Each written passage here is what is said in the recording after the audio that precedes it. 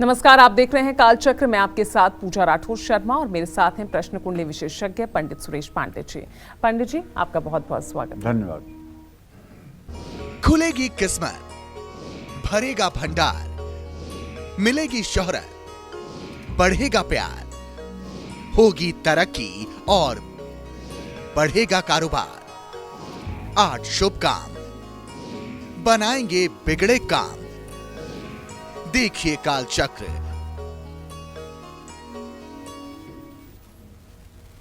जी हाँ, देखिए, कुछ लोग मेहनत तो ज्यादा करते हैं लेकिन उनको उस मेहनत का पूरा फल नहीं मिलता। ऐसे में यही कहा जाता है कि व्यक्ति को भाग्य का साथ नहीं मिल पा रहा। लेकिन शास्त्रों में कई ऐसे काम बताए गए हैं जिनसे दुर्भाग्य दूर हो सकता है और भाग्य का साथ मिल सकता है। आज हम आपको 8 ऐसे ही काम बता रहे हैं जो हर रोज करते रहने से आपकी सोई किस्मत जाग सकती है, दरिद्रता दूर हो सकती है और तरक्की आपके कदम चूम सकती है। तो ध्यान से देखते रहिएगा कालचक्र। इसके अलावा अगर आप हमसे कोई सवाल पूछना चाहते हैं तो आप हमें फोन कर सकते हैं। नंबर नोट कीजिए 0120-665-2411। तो चलिए अपने महत्वपूर्ण चर्चा को शुरू करते हैं। तो पंडित जी, सबसे पहले बताइए, सुबह उठकर हमें सबसे पहला क्या काम करना चाहिए कि सुबह की शुरुआत भी शुभ हो तो अंत भी शुभ ही मिले? देखो पूजा, ऐसा है, साफ साफ बात मैं अपने दर्शकों को भी ये बार बार बताता हूँ, कहता हूँ कि आदमी की जो रहनी होती है, रहनी मतलब समझ रहे हो ना, रहनी मतलब कि रहन सहन का तरीका। हाँ जी। उसको कहते हैं रहनी। आदमी की जो रहनी होती है, ये आदमी के उत्थान पतन में दोनों में बहुत ही मतलब कि कारगर है जी।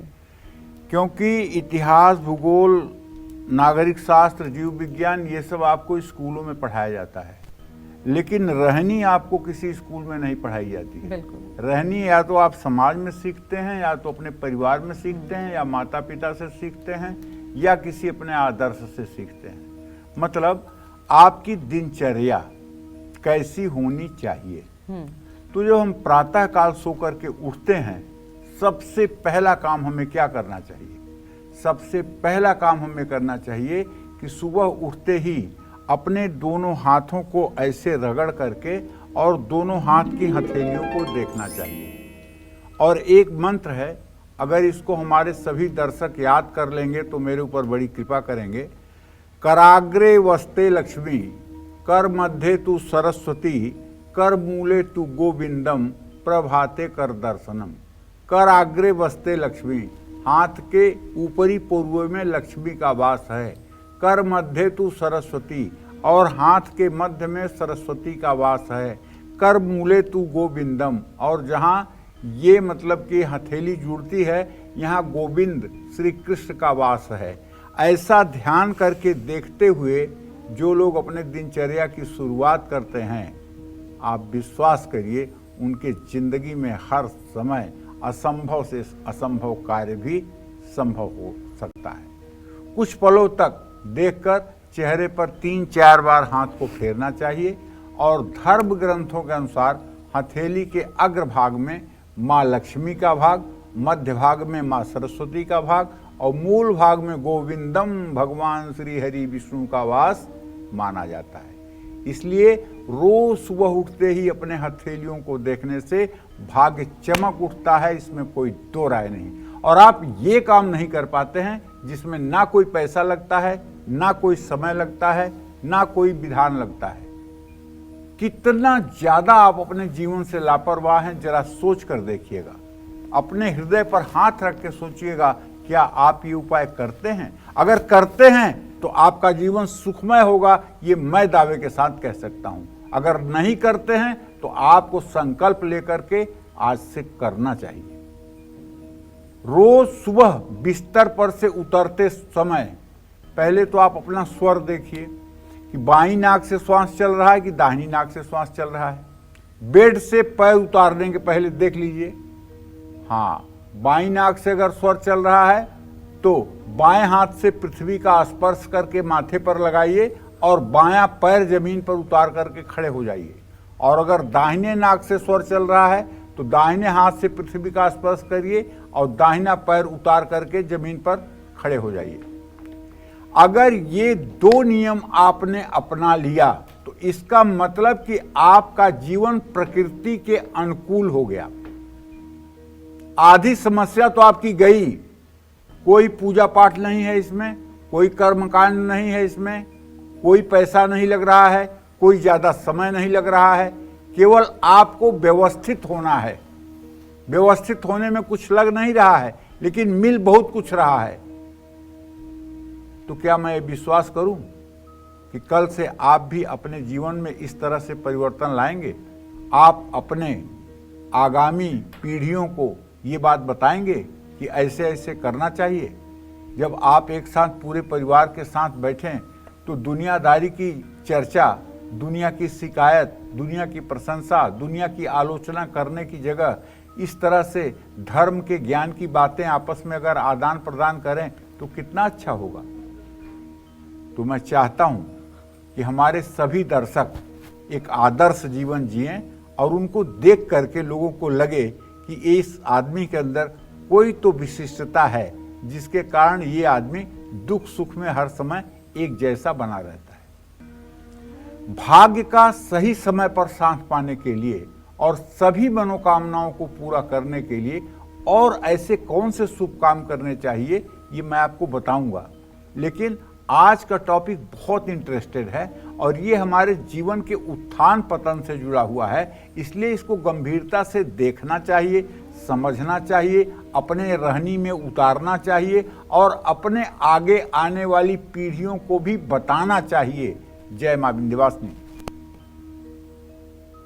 चलिए तो अब चर्चा में आगे बढ़ते हैं और पंडित जी से जानते हैं वो दूसरा शुभ काम जो आपके दुर्भाग्य को सौभाग्य में बदल सकता है। क्योंकि पंडित जी हम लगातार बात कर रहे हैं दिनचर्या को लेकर। मैं इस बीच आपसे मैं आगे बढ़ूंगी, लेकिन एक कॉलर हमारे साथ जुड़ी हुई हैं, कालचक्र दर्शक है हमारे साथ, कोमल सुल्तानपुर से। तो कोमल जी पहले आप सवाल पूछिए।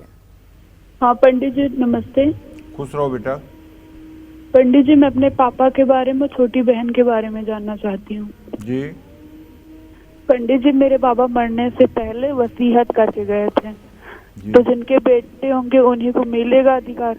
तो मेरे पापा के बेटे नहीं है और उनको इस पे मुकदमा चल रहा है, तो सर वो मुकदमा जीत जाएंगे कि नहीं? उनका डेट ऑफ बर्थ है 11/11/2007, दिन रविवार, रात को 1 बजे। किसका डेट ऑफ बर्थ है? कोमल तिवारी का, मेरी छोटी बहन। कोमल बोल रही हो ना? जी। अच्छा, तो तुम्हें तुम्हारे पिता के मतलब कि जमीन के बारे में प्रश्न करना है?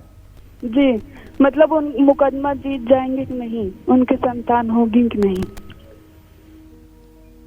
मुकदमा भी जीतेंगे, संतान भी होगी, दोनों योग बना हुआ है, लेकिन कुछ समय लगेगा। हो सकता है कि ये समय 2025 तक का भी हो।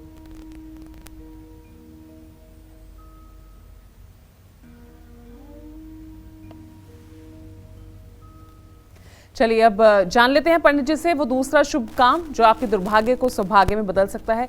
तो बताइए पंडित जी, पहला काम आपने बता दिया है, अब दूसरा कौन सा वो शुभ काम होगा हमारी उस दिनचर्या में? देखो ऐसा है, छोटी छोटी बातों को आप ध्यान दीजिए। जैसे जब आप भोजन करने के लिए बैठते हैं तो आपको पहली रोटी गाय को खिलानी चाहिए। अगर आपको गाय को नहीं खिला सकते हैं तो पहली रोटी एक प्लेट में निकाल करके रख दीजिए गौ माता के नाम से, गौ का ध्यान करते हुए। और जब आप घर के बाहर कहीं जाने लगें तो उस रोटी को साथ में लेते जाएं, जहां आपको गाय मिले उसको खिला दें। क्योंकि हमारे धर्म ग्रंथों में ये कहा गया है कि गाय में 33 कोटि देवी देवताओं का वास माना गया है और गाय में सुरभि नाम की लक्ष्मी भी होती है। 8 प्रकार की लक्ष्मी होती है, जिसमें सुरभि लक्ष्मी जो होती हैं वो गाय में ही निवास करती है।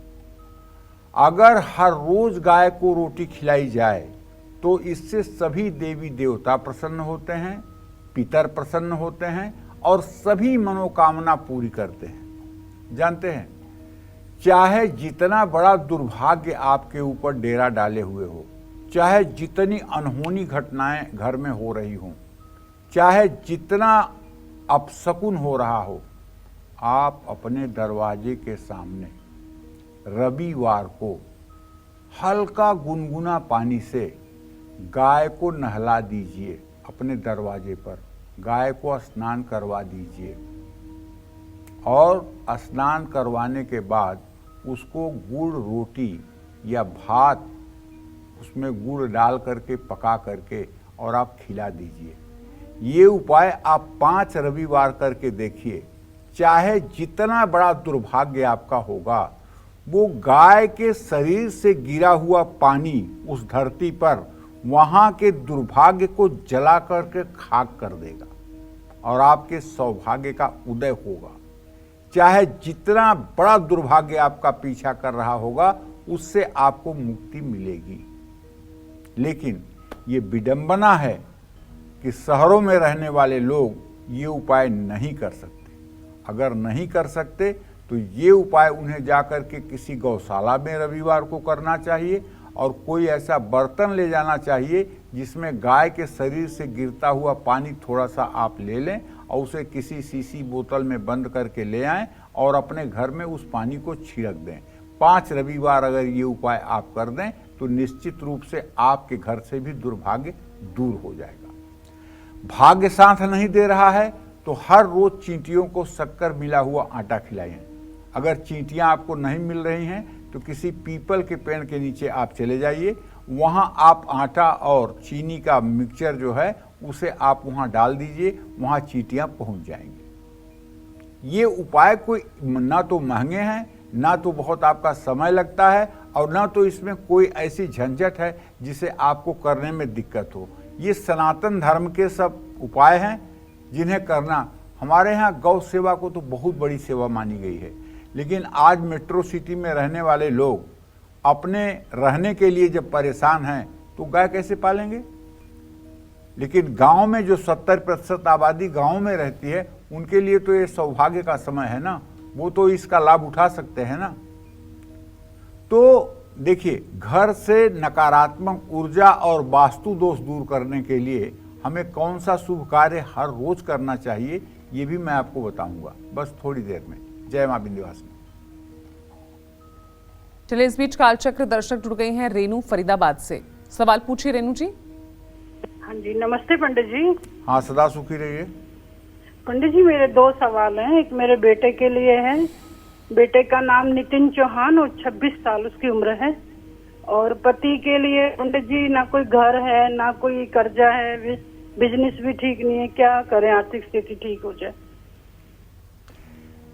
देखिए रेणु जी, ऐसा है, आपके पुत्र भाव का स्वामी शनि है और उसे भाग्य भाव का स्वामी शुक्र है। शनि और शुक्र दोनों की सदाष्टक योग की स्थिति है। बेटा आपका 26 साल का जरूर हो गया है, लेकिन जितना अच्छा भाग्योदय इसका होना चाहिए अभी इसका भाग्योदय नहीं हुआ है। इसका भाग्योदय होने में जहाँ तक मुझे लग रहा है कि फरवरी तक का समय लगेगा।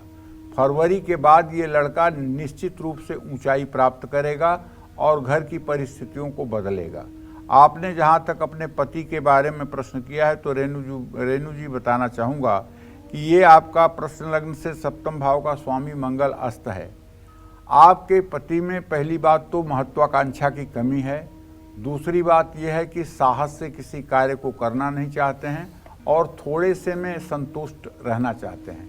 ये अगर रोज़ 10 बार हनुमान चालीसा का पाठ करें और ये नियम अगर ये बना लें तो ज़्यादा से ज़्यादा 1 साल के अंदर इनकी ज़िंदगी बदल जाएगी। शेष बचा हुआ जीवन साकार हो जाएगा, इसमें कोई दो राय नहीं। इन्हें मंगल की उपासना करनी चाहिए। जय मां विंध्यवासिनी। चलिए, तो पंडित जी अब वो तीसरा काम बताइए जो हमें अपनी दिनचर्या में शामिल करना चाहिए ताकि सभी देवी देवताओं का आशीर्वाद हमें मिले और हमारा घर परिवार सब सुख संपन्न हो जाए। देखो, ऐसा है कि हर रोज अपने मुख्य द्वार के सामने, अब ये काम महिलाओं के लिए है, अब ये मत कहिएगा कि महिलाओं को ही सारा काम आप बता देते हैं, ये काम महिलाओं के लिए है। हर रोज अपने मुख्य द्वार के सामने रंगोली बनाना चाहिए। हमने महाराष्ट्र में देखा है कि हर घर के सामने, छोटे छोटे घरों को भी देखा है ना, जिसमें जो पर्सनल घर हैं, फ्लैट की बात नहीं कर रहा हूँ, जो पर्सनल घर हैं उनके सामने महिलाएं सुबह उठ करके और गोबर से दरवाजे को लीप करके और वहाँ रंगोलियाँ बनाती हैं। अब तो रंगोली बनाने के लिए वो फ्रेम आ गए हैं, उन फ्रेमों पे कलर अगर आप लगा दीजिए तो रंगोली बन जाती है। अब तो बड़े आसानी से रंगोली बन रही है। पहले तो हाथ से कलाकारी करनी पड़ती थी, और आज इतना तकनीकी विकास हो गया है कि रंगोली के वो छोटे छोटे मतलब कि जो है नमूने आते हैं, उनको आप ज़मीन पे रख करके और कोई कलर, जिस कलर से आप रंगोली बनाना चाहते हैं उस कलर को उस पर लगा दीजिए तो नीचे रंगोली छप जाती है 1 मिनट के अंदर। तो आपको अपने घर के मुख्य द्वार के सामने, जैसे मान लीजिए आप फ्लैट में ही रहते हैं, कोई बात नहीं, तो फ्लैट में जैसे आप लिफ्ट से निकलते हैं तो अपने दरवाजे में घुसते हैं ना, तो जहां आपका फुटमैट रखा जाता है, जहां आप अपना फुटमैट रखते हैं उसके ठीक आगे रंगोली बना दीजिए। रंगोली बनाने से घर से वास्तु दोष खत्म होता है और घर में प्रवेश करने वाले लोगों के अंदर पॉजिटिविटी आती है, सकारात्मक ऊर्जा प्रवेश करती है, घर से नकारात्मक ऊर्जा दूर होती है। रंगोली बनाने से देवी देवताओं का आशीर्वाद भी प्राप्त होता है। और एक बात बहुत अच्छी तरह से जान लीजिए, first impression is last impression. अगर आपके यहां कोई आ रहा है तो दरवाजे पर पहुंच करके ही वो आधे से ज्यादा आपके बारे में मूल्यांकन कर लेगा। आपकी नेम प्लेट कैसी लगी हुई है, आपके बिजली के जो बोर्ड हैं वो साफ सुथरे हैं कि गंदे हैं, बोर्ड पर बटन अच्छी है कि टूटी फूटी हुई है, बेल आपकी ठीक आवाज़ करती है कि नहीं करती है, दरवाजे आपके कैसे हैं, कहीं धूल भरे हुए दरवाजे तो नहीं हैं, कहीं गेट आपका गंदा तो नहीं है, कहीं आपके दरवाजे के ठीक सामने कूड़े तो नहीं रखे हुए हैं, कहीं वहाँ कूड़ों का भंडार तो नहीं है, अव्यवस्थित व्यवस्था तो नहीं है। ये सब चीज़ों को देख करके बुद्धिमान सामने वाले के बारे में बहुत कुछ आकलन कर लेते हैं। इसलिए हमें छोटे छोटे बिंदुओं पर भी ध्यान दे करके और हर जगह हमें सतर्कता बरतनी चाहिए। घर में जितने सदस्य हों, केवल एक आदमी की गारंटी नहीं है कि घर को साफ सुथरा रखे। घर के प्रत्येक, यहाँ तक कि छोटे बच्चों को भी सिखाइए कि अगर वो चॉकलेट खा रहे हैं तो उसका रैपर डस्टबिन में डालें। अगर वो आइसक्रीम खा रहे हैं तो आइसक्रीम की जो लकड़ी है उसको ले जाके वो डस्टबिन में डालें। बचपन से ही ये बच्चों को सिखाइए, दुलार में नहीं कि आपने हाथ में ले लिया और आपने ले जाके डाल दिया। आप उनको सिखाइए, क्योंकि आज का जो बच्चा है कल का वो प्रबुद्ध नागरिक होगा। उसे बचपन से ही अगर आप शिक्षा देंगे तब वो आगे चल कर के अपने जीवन में अनुशासित रहेगा। तो मैं यही चाहता हूँ कि आप अपने तो अच्छा कार्य करें ही, साथ ही अपनी आगे आने वाली पीढ़ी को संस्कारित करने का कोई प्रयास न छोड़ें। अगर आप पूजा करने के लिए खड़े होते हैं 2 मिनट के लिए बच्चों को भी खड़ा करिए, उनसे भी कहिए। अगर कुछ नहीं कर सकते हैं तो हाथ जोड़कर कहें, हे भगवान मुझे बुद्धि दो, हे भगवान मुझे बुद्धि दो, हे भगवान मुझे बुद्धि दो। ज़्यादा नहीं कर सकते तो इतना कहवा दीजिए। और कुछ माता पिता तो इतने जागरूक हैं, कभी कभी मैं देखता हूँ एक वीडियो मथुरा से, वृंदावन से आता है, प्रेमानंद जी महाराज का, उसमें छोटी छोटी लड़कियाँ, छोटे छोटे लड़के इतना बढ़िया कविता पाठ करते हैं, इतना बढ़िया संस्कृत बोलते हैं, इतना बढ़िया कृष्ण और राधा की स्तुति करते हैं कि सुन करके दिल मुग्ध हो जाता है। मन कहता है जैसे सरस्वती आकर इनमें बैठ गई है।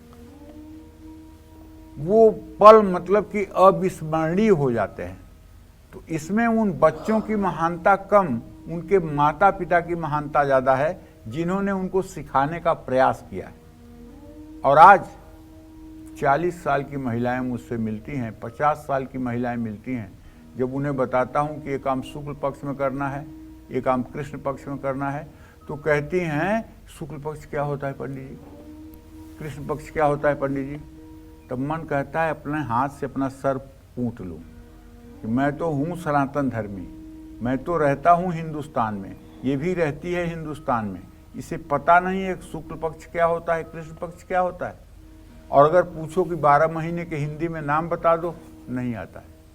कितना हम पतित हो रहे हैं, जरा सोचो।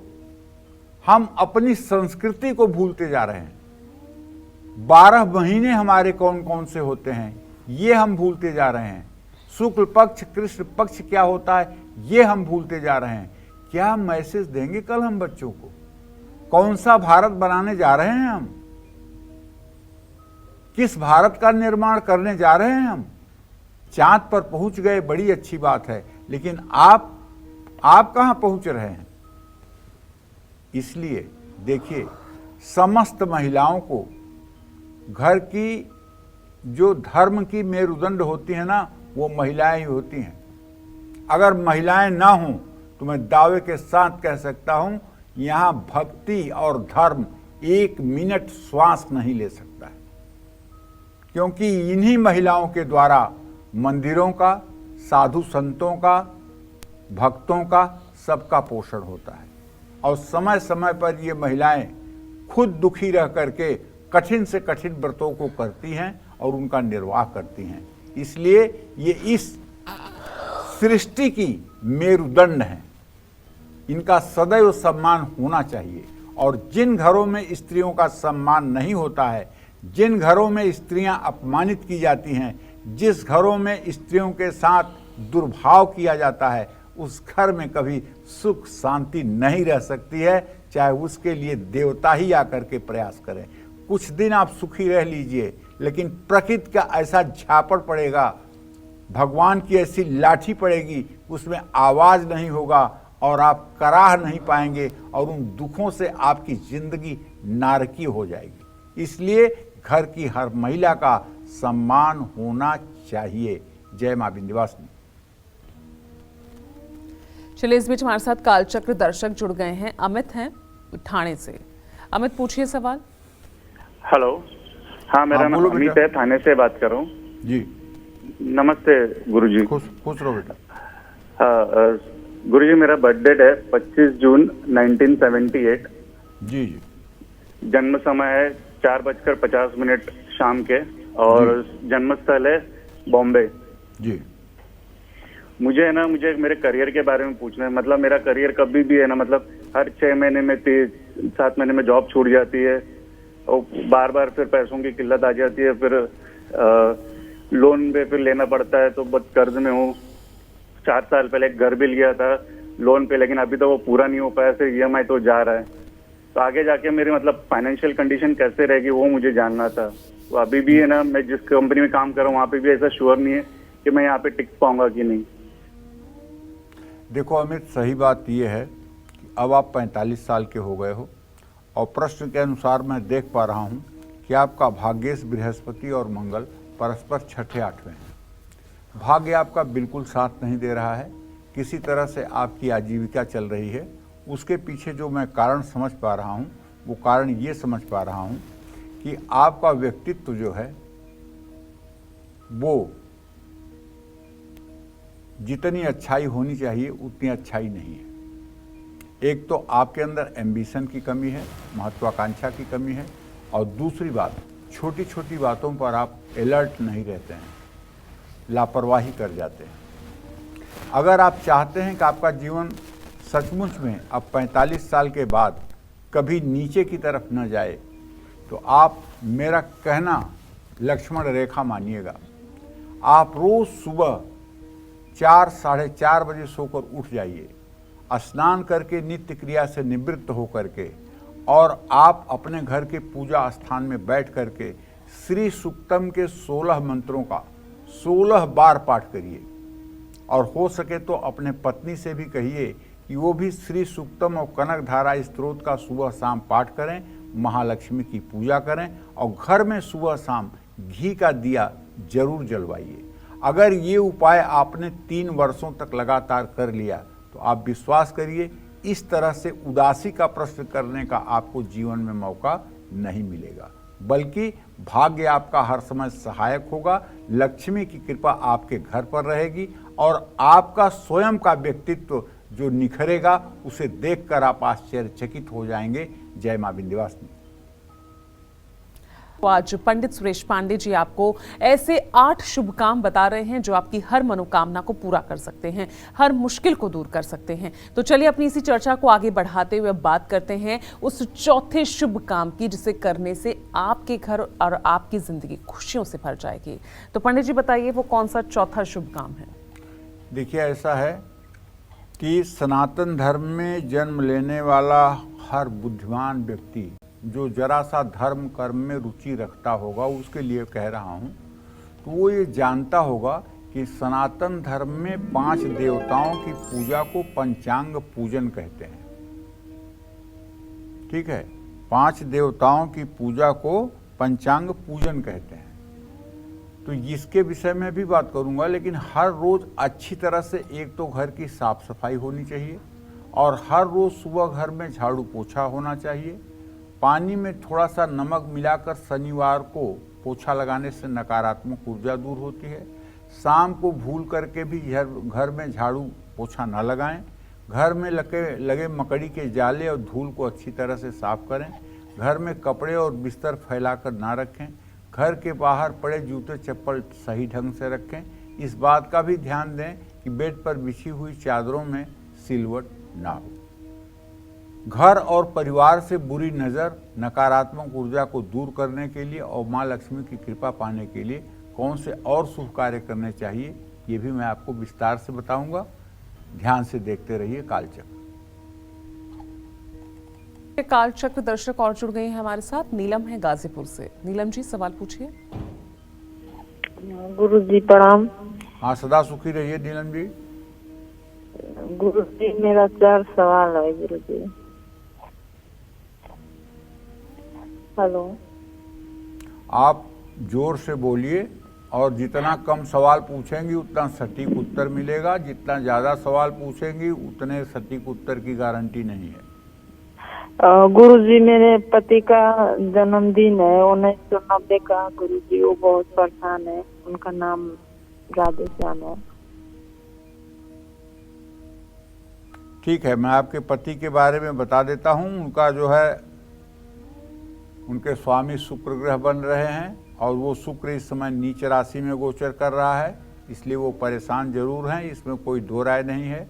लेकिन अगर सुबह सूर्योदय के समय नहा करके और सूर्य को जल देना शुरू कर दें और हो सके तो कम से कम 5 मिनट बैठ करके लक्ष्मी चालीसा और दुर्गा चालीसा का पाठ कर लें तो कुछ दिनों के अंदर उनका भाग्य बदल सकता है, इसमें कोई दो राय नहीं है। जय मां विंध्यवासिनी। चलिए अब चर्चा को आगे बढ़ाते हैं और पंडित जी से जानते हैं वो 5वां काम। आखिर वो कौन सा ऐसा शुभ काम है जो आपके घर से वास्तु दोष को दूर कर सकता है, साथ ही महालक्ष्मी की कृपा भी दिला सकता है। बताइए पंडित जी वो 5वां शुभ काम। देखिए, ऐसा है, भगवान सूर्य, गणेश जी, दुर्गा जी, शिव जी और भगवान विष्णु, ये हमारे सनातन धर्म में पंचदेव कहलाते हैं।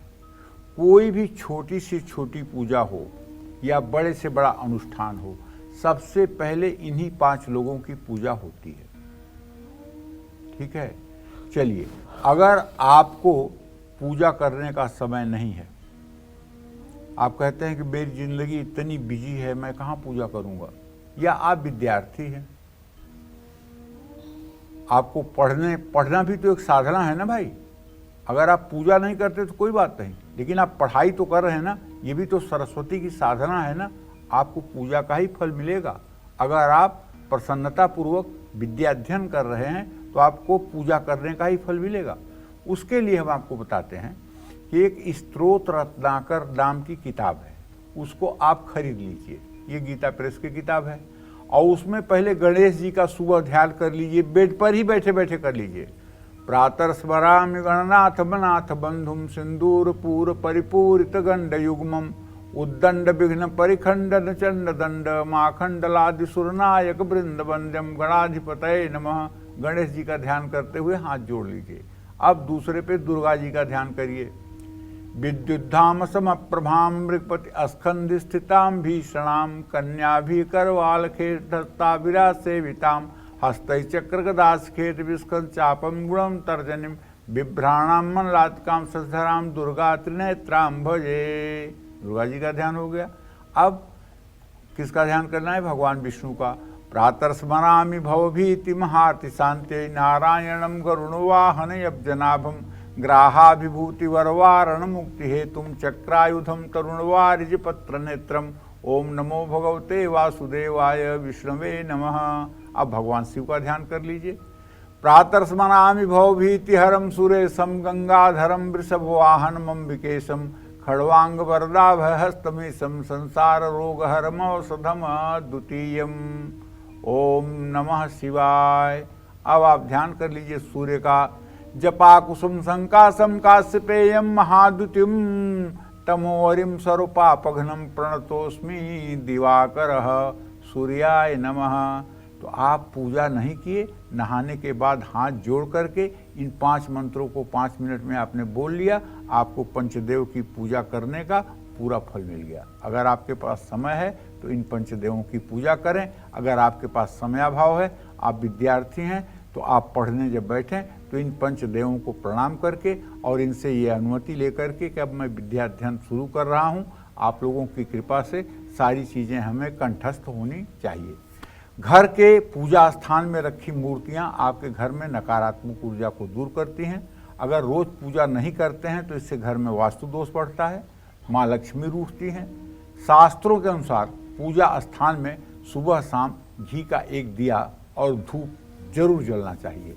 जिन घरों में पूजा पाठ अच्छे से होती है उन घरों में सदैव लक्ष्मी का वास रहता है। लेकिन एक बात अपने सभी दर्शकों से कहना चाहूँगा, देखिए धार्मिक चीज़ें छिपाई जाती हैं, छपाई नहीं जाती हैं। आप चाहे जितना बढ़िया मंदिर बनाए हैं और चाहे जितना देवी देवताओं की व्यवस्थित पूजा करते हैं, लेकिन आपके घर में कोई भी अतिथि आए तो आप अपने मंदिर में उसे लेकर मत जाएं और मंदिर ना दिखाएं।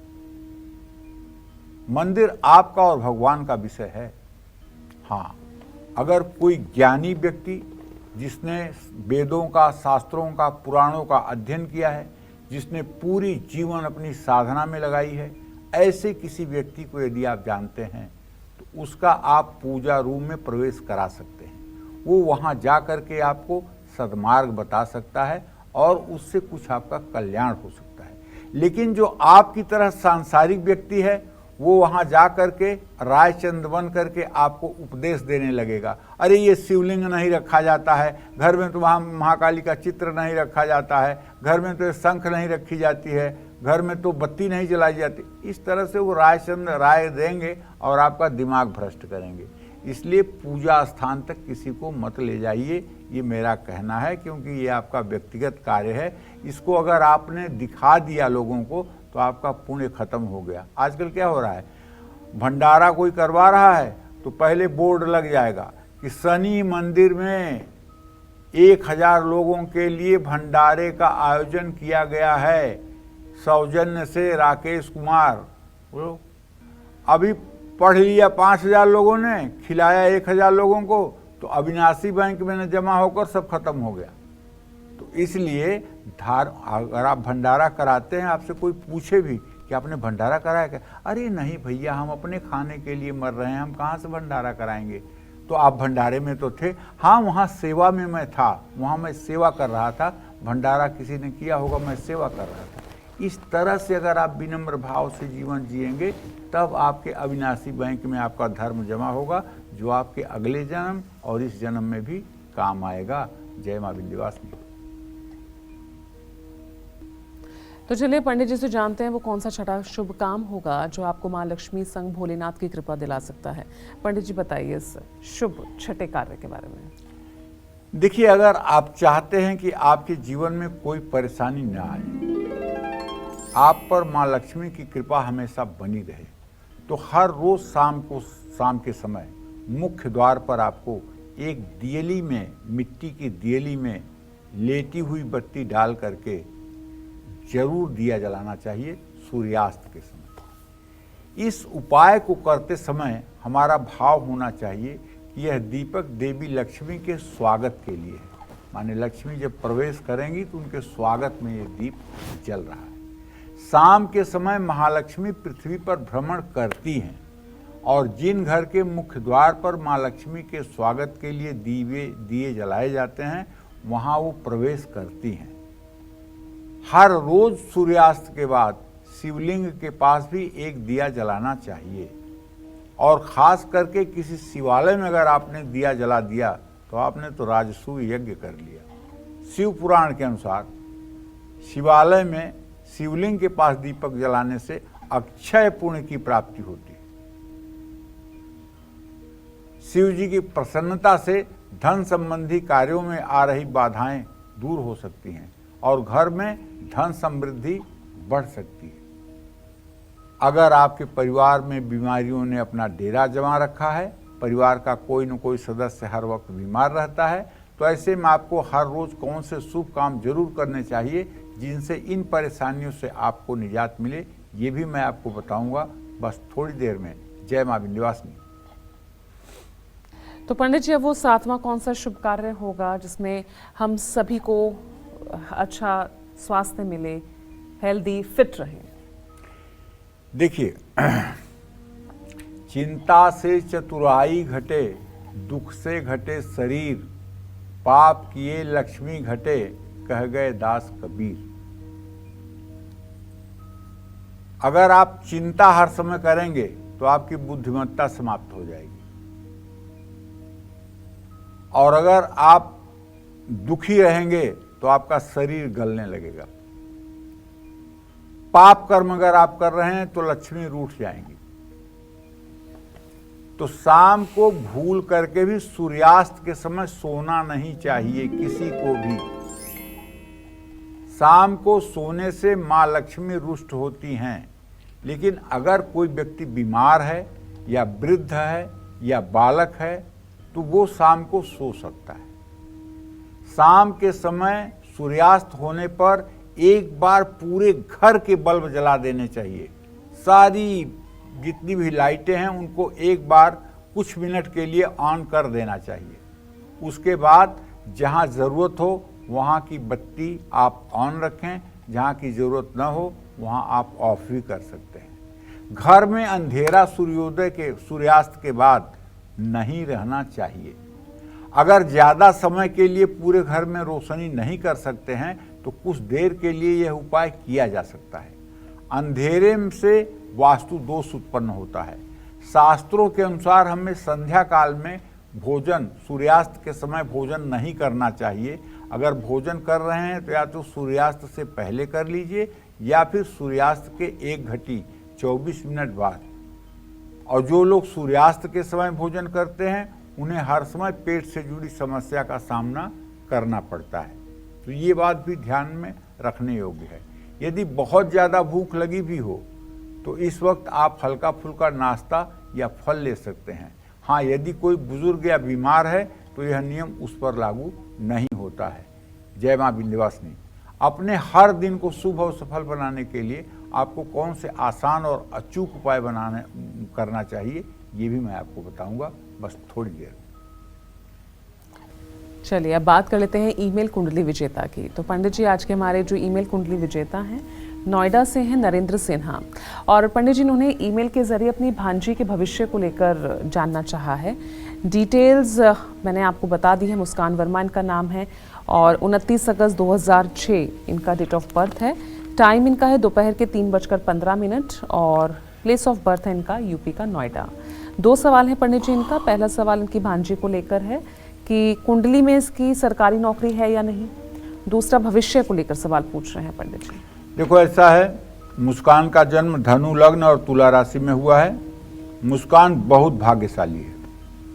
भाग्यशाली इस सेंस में है कि इसका भाग्येश, इसका लग्नेश बृहस्पति गजकेसरी योग बनाता हुआ एकादश भाव में है। इसके कुंडली के 5वें भाव का स्वामी मंगल और 9वें भाव का स्वामी सूर्य दोनों इसके भाग्य भाव में हैं और इसके 10वें भाव का स्वामी बुध सूर्य के साथ बुधादित्य योग बनाता हुआ धर्म कर्माधिपति योग बना रहा है। तो नौकरी तो इसके कदम चूमेगी और जिंदगी भर रानी महारानी बनकर के ऐश करेगी। कभी ना जिंदगी में इसे पैसे का अकाल होगा और ना कभी इसके सौभाग्य पर कोई आँच आएगा। निश्चित रूप से इसका जीवन बहुत अच्छा रहने वाला है। इसमें कोई दो राय नहीं है। अभी बृहस्पति की दशा में केतु की अंतर्दशा चल रही है। 18 जनवरी 2024 तक इसको थोड़ा सा अपने स्वास्थ्य को लेकर के सावधानी बरतनी चाहिए। बस आगे का दिन मंगलमय है। चलिए अपने इस स्पेशल सेगमेंट की शुरुआत करते हुए बात कर लेते हैं उन लोगों की जिनकी किस्मत और काम ऐन वक्त पर बिगड़ जाते हैं। ऐसे लोगों को अपने हर दिन को शुभ बनाने के लिए कौन से आसान और अचूक उपाय करने चाहिए, बताइए पंडित जी। देखिए, आप सभी दर्शकों को बताना चाहूँगा, कुंडली में स्थित सभी विपरीत ग्रहों के शुभ फल पाने के लिए हर रोज घर से निकलते समय अपने माता पिता और घर के बड़े बुजुर्गों के पैर छुएं और आशीर्वाद लें। हर काम में तरक्की और सफलता पाने के लिए सोमवार के दिन आईने में अपना चेहरा देखकर घर से बाहर निकलें।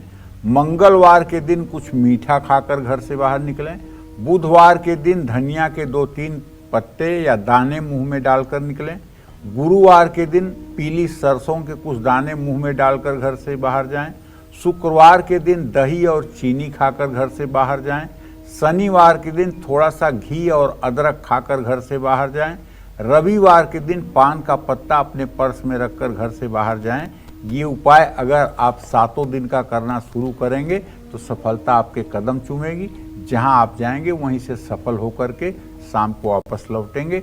जय मां विंध्यवासिनी। पंडित जी, आज हमारे दर्शकों को इतनी महत्वपूर्ण जानकारी देने के लिए बहुत बहुत शुक्रिया आपका। धन्यवाद।